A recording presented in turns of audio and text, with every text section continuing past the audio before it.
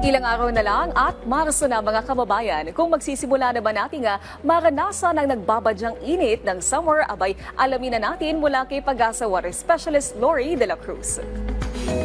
Magandang tanghali sa lahat ng ating mga kababayan. Ngayon nga po ay may mga pag-ulan pa rin na pwedeng maranasan sa Caraga, Davao Region, Northern Samar, Eastern Samar, Southern Leyte, Camiguin, Misamis Oriental at naging sa Misamis Occidental.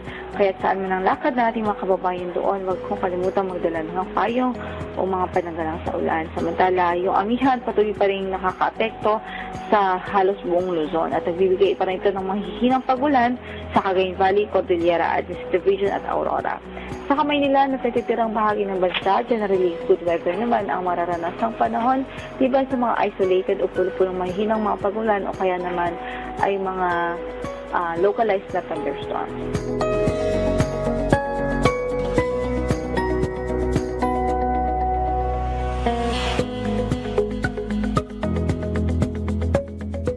Wala po tayong bagyo na minomonitor ngayon sa loob ng ating area of responsibility. Samantala, narito naman ang mga lugar na nakapagtala ng mabababang temperatura sa bansa. Samantala, narito din ang update sa lagay ng ating mga dam.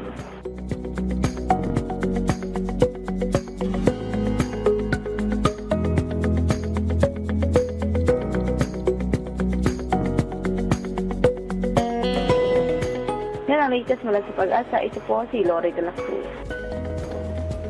Maraming salamat, Pag-asa Weather Specialist Lori de la Cruz.